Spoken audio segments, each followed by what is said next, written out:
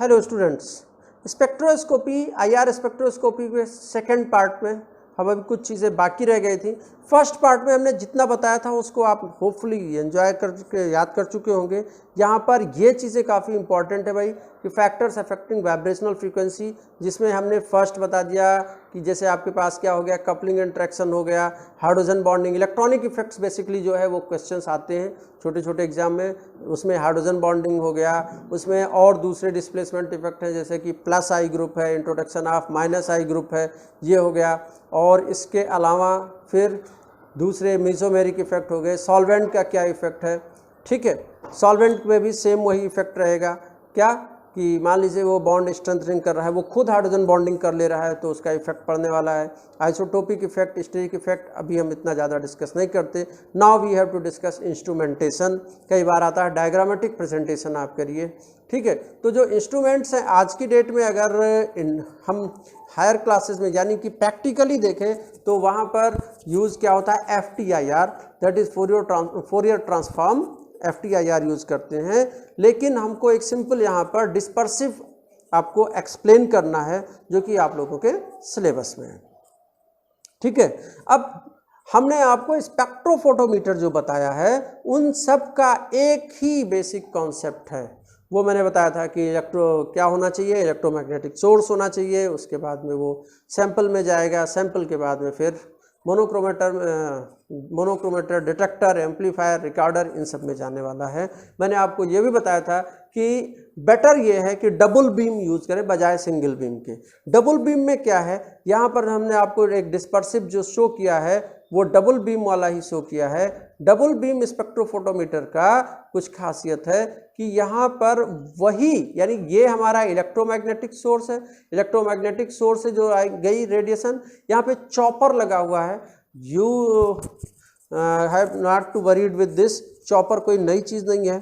Chopper मतलब कि ये जो इलेक्ट्रोमैग्नेटिक रेडिएशन है उसकी वेलोसिटी या स्पीड को भी कंट्रोल करके कंट्रोल्ड वे में, हार्मोनिक वे में दोनों ओर देता है। अब यहाँ इस चॉपर से डिवाइड होकर दो चरण, एक तो चल जा रही है कि सैंपल में, जिसमें कि हमारे पास सैंपल ट्यूब है और उसमें हमने अपने कंपाउंड फिलअप कर रखे हैं। दूसरा जो है इसी से दूसरा जा रहा है वो खाली, यानी ये रेफरेंस वाला सैंपल ट्यूब है। कोशिश ये करते हैं कि कई बार हमको चेंजेस ऑब्जर्व करने होते हैं तो हम क्या काम करते हैं कि जो सॉल्वेंट अगर लिया है उधर, वैसे तो आईआर स्पेक्ट्रोस्कोपी में सॉल्वेंट हम अवॉइड करते हैं, फिर भी जो भी मटेरियल जिसमें ले रखा है उस मटेरियल को फिलअप करके वैसी सैंपल ट्यूब यहाँ पे रखें, so that we will be able to identify the difference दोनों में क्या है। ये रेफरेंस वैल्यू, यानी कि सपोज आपने यहाँ पर KBR को क्या बोले, KBR तो एब्जॉर्ब ही नहीं करता। कोई भी सॉल्वेंट अगर आपने मजबूरी में ले रखा है यहाँ पर इस कंपाउंड को डिसॉल्व करने में, वही सॉल्वेंट यहाँ ले रखा है, तो वो ये और ये यहाँ से जो बीम्स आई वो तो नलीफाई हो गई। जो पोटेंशियल डिफरेंस यानी फर्दर डेवलप होने वाला है वो इस कंपाउंड के कारण डेवलप होने वाला है। इसीलिए हम लोग यहाँ पर डबल बीम यूज करते हैं, एक में रेफरेंस जाने देते हैं, दूसरे से कंपाउंड वाले से, ठीक है। फर्दर इज सेम, ये मोनोक्रोमेटर को गया, मोनोक्रोमेटर से डिटेक्टर पे गया। कई जगह पे आपको यहाँ भी लिखा होगा कि ये IR सोर्स है, मोनोक्रोमेटर है, चॉपर है, फिर उसके बाद में डिटेक्टर पे गया, सिंपल सी बात है। फिर मैंने आपको बताया था एम्पलीफायर एंड रिकॉर्डर, और इसके बाद में ये रिकॉर्ड, ओके। तो इसमें हमें फिर देखना क्या होता है, हम ये देखना चाहते हैं कि मैंने बताया था कि हर टाइप के, जैसे यूवी विजिबल में भी मैंने वही काम किया, और जब एक इंट्रो दिया है बेसिक्स या स्पेक्ट्रोस्कोपी का तब भी वही किया। आज भी basic theme is same, spectrophotometer का।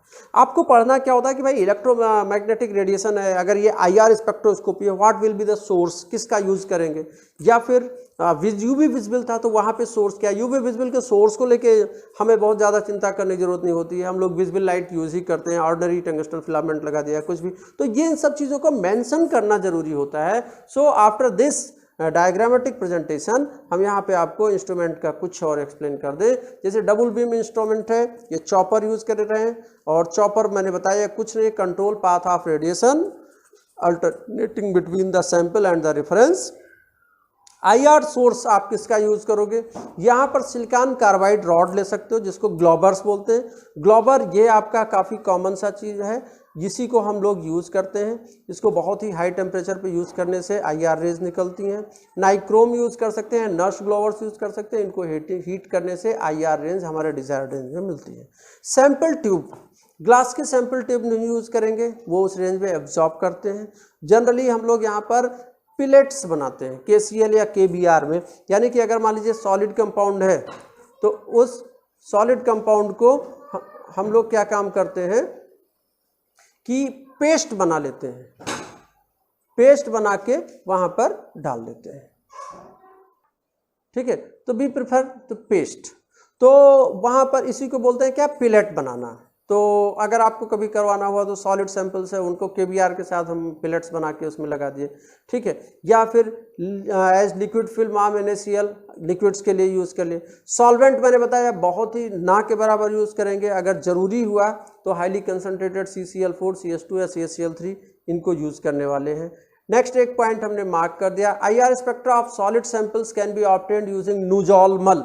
ये भी कॉमन सी चीज़ है। यहाँ पर एक मिनरल ऑयल है, इटसेल्फ इसका IR रेंज में एब्जॉर्प्शन आता है, तो जब कभी भी हमें आइडेंटिफाई करना है तो हम क्या करते हैं कि उस रेंज से उसको डिटेक्ट कर लेते हैं, मतलब हटाना पड़ता है। या पर्टिकुलरली आपका कंपाउंड भी मान लीजिए 2920 या 2860 की रेंज में आ रहा है तो वो नहीं डिटेक्ट कर पाएंगे आप। ठीक है, तो ये चीज़ें हो गई। फिर आते हैं नेक्स्ट, इंस्ट्रूमेंटेशन में जो ग्रेजुएशन लेवल पे क्वेश्चंस आते हैं वो बेसिकली इंस्ट्रूमेंट का एक आउटलाइन और ये जो पॉइंट्स हमने लिख रखे हैं, what will be the IR source, what will be sample tube किस सब्सटेंस की बनी होगी, सॉल्वेंट कौन सा यूज़ करेंगे, ये आपको थोड़ा सा ध्यान रखने की ज़रूरत है, बस इनफ। नेक्स्ट आता है एप्लीकेशन ऑफ IR। ये बहुत ही इम्पॉर्टेंट पॉइंट है। एक लास्ट में अगर बीटेक में बात करें, बीटेक या ग्रेजुएशन में, तो वहाँ पे क्वेश्चन आ जाता है व्हाट इज एप्लीकेशन। ठीक है, तो वो एप्लीकेशंस आप थोड़ा सा खुद गो थ्रू योर बुक और उसको आप इलस्ट्रेट करके लीजिए और जो मैंने पॉइंट्स हाईलाइट किए उन पर थोड़ा सा फोकस करके और लिख लीजिए, क्योंकि if it is short answer question तब तक तो चलेगा, अगर कहीं लॉन्ग आंसर में आ गया तो इन हर एक चीज़ों को जो मैं बोल रहा हूँ उसको डिक्टेट करके तब फिर आगे बढ़ना पड़ेगा। कैसे? IR spectroscopy, this is widely used both in research and industry as a simple reliable technique. Quality control उसमें यूज करेंगे। अब जैसे आता है पहला, आइडेंटिफिकेशन ऑफ कंपाउंड। कंपाउंड का आइडेंटिफिकेशन जो है ये दो तरह से करता है। एक आपको IR का रीजन हमने बताया था, एक बताया था फिंगरप्रिंट रीजन और दूसरा बताया था फंक्शनल ग्रुप रीजन। तो फंक्शनल ग्रुप रीजन और फिंगरप्रिंट रीजन, सिंपल सी बात है, this IR spectroscopy is very much helpful in identification of organic as well as inorganic compounds. ये उसका जो बेसिक ऑर्गेनिक कंपाउंड्स का जो बेसिक स्केलेटन है जो कि कार्बन और हाइड्रोजन का बना है, उसका एक यूनिक फिंगरप्रिंट जनरेट करता है जो कि किसी दूसरे का नहीं हो सकता। वहाँ से आप उसका एक स्केलेटन डिसाइड करेंगे, then it is able to detect the functional group. हाँ, अब यहाँ पे आप स्टूडेंट्स का काम आता है कि COH में OH की स्ट्रेचिंग कितनी, जैसे C डबल बॉन्ड हो, ये किस रेंज में आया, 1700 के रेंज में आया। फिर उसके बाद में अगर C डबल बॉन्ड हो, फॉर्मेल्डिहाइड बना, एसिटल्डिहाइड बना, मैं आपको एक बार ओवरव्यू फिर से भी थोड़ा सा दिखा दूंगा, तो उन सब को थोड़ा थोड़ा सा याद करना पड़ेगा कौन सा बॉन्ड किस रेंज में आता है। ठीक है, ये हो गया। नेक्स्ट है, आपके सामने ही मैंने पहले ही सारी चीज़ों को एक्सप्लेन कर दिया, that is detection of hydrogen bonding inter and intra. It has been discussed much. You can detect the isomers cis and trans. अब सिस एंड ट्रांस एक एग्जाम्पल हम अगर लेते हैं, आपके पास अगर C डबल बॉन्ड C और मैंने कह दिया कि ये Cl है और ये Cl है, ये H है और ये H है, ठीक है। Now this is cis, this cis is having permanent dipole moment. अब cis is having permanent dipole moment, this will be IR active. इसकी सिमेट्रिकल स्ट्रेचिंग हुई वो भी IR एक्टिव होगी, अनसिमेट्रिकल हुई वो भी IR एक्टिव हुई, ठीक है। अगर ट्रांस है तो यहाँ पर H आने जा रहा है, यहाँ पर H आने जा रहा है, यहाँ पर Cl आने जा रहा है, and these vectors will cancel out each other. मतलब कि ट्रांस की सिमेट्रिकल स्ट्रेचिंग IR इनएक्टिव होगी, ठीक है। ट्रांस की अनसिमेट्रिकल बहुत ही वीक बैंड्स आएंगे क्योंकि थोड़ा सा डायपोल मोमेंट जनरेट होगा। It means you will be able to detect cis and trans geometrical isomers also. Modern application कुछ हम आपको और बता दें जो कि फंडामेंटल्स से हट के हैं, जैसे detection of green house effect. It means ये इन्वायरमेंटल साइंसेज में यूज किए जाते हैं, जैसे कंसंट्रेशन ऑफ CO2 और इसके अलावा जो ग्रीन हाउस इफेक्ट उसमें IR रेंज में जो एब्जॉर्प्शन होंगे इन गैसेस का, वो इनसे हम आइडेंटिफाई कर लेते हैं। फिर उसके बाद ऑटोमोबाइल्स में पॉल्यूटेंट्स बेसिकली जैसे कार्बन मोनोऑक्साइड्स हैं और हाइड्रोकार्बन्स हैं, तो उनको आइडेंटिफाई करने में ये हेल्प करने वाले हैं, ठीक है। और मैं आपको एक बहुत इंटरेस्टिंग एग्जांपल बताऊं, क्या breath analyser tool, detection of ethanol level. तो एथेनॉल लेवल जो है वो क्या है कि आप बिल्कुल उसको आइडेंटिफाई कर सकते हो, क्योंकि ethanol that will be IR active, तो IR एक्टिव है तो उसको आप आइडेंटिफाई कर सकते हो। पीक इंटेंसिटी बेसिस पे ethanol level in the blood is less और मोर, उसको आप कर सकते हो। So these are some applications, ठीक है। चलिए शुरू करते हैं। कुछ एक चीज़ें और हम आपको चलते चलते अब बता दें जिनको आगे बढ़ा लेने की ज़रूरत है। जैसे मैंने बताया आपका इंटरप्रिटेशन, तो मैंने आपको इनिशियली कुछ कहा था कि कुछ एक रेंजेस आपको याद रखनी पड़ेंगी। जैसे फिनॉल्स और एल्कोहल्स हैं तो उसमें OH, तो OH यानी XH मैंने लिखा है, सो OH की स्ट्रेचिंग रीजन रेंज जो है, जैसे एल्कोहल में वो 3700 to 3500 ये शार्प पीक आती है, ठीक है। अगर हाइड्रोजन बॉन्डिंग है तो ऑब्वियस ये जो है 3200 to 3600 आती है। अब यही OH की रेंज अगर एसिड्स में है, कार्बोक्सिलिक एसिड्स में है, तो 2800 to 3600 हो जाएगी और ये ब्रॉड होगी।